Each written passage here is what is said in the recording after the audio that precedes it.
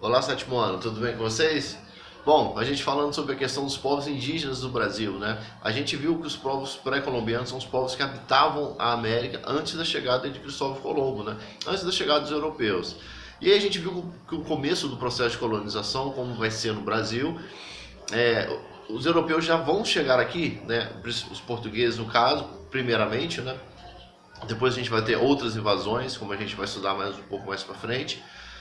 Mas então eles vão se deparar com povos que não têm uma civilização estruturada, né?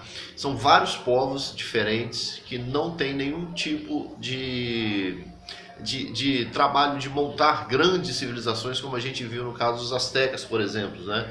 Então esses vários povos, existem várias culturas diferentes e a gente conseguiu determinar essa diversidade através dos troncos linguísticos, tá bom? Por exemplo, os tupis e os Gs, certo? Desses troncos linguísticos se determina vários outros povos, né, que têm uma base comum, que é o que a gente chama do tronco linguístico, ok? Por exemplo, aqui no litoral a gente vai ter os tupis, né? Tupi-Guarani, por exemplo, são um desses povos. E a organização social desses povos, eles também são diferentes uma das outras, né? Como a gente não tem como estudar todos esses grupos, a gente estuda genericamente um pouco sobre eles. Por exemplo, a gente viu que uma tribo é um agrupamento de pessoas que geralmente falam a mesma língua, tá legal? E dentro da parte cultural, né, a gente vai ver mais algumas outras coisas. Por exemplo, a questão da pintura corporal. Para que serve a pintura corporal? Serve para poder, primeiramente, se expressar em alguma festividade, né? Vários grupos indígenas, né? Várias etnias indígenas participam desse mesmo processo.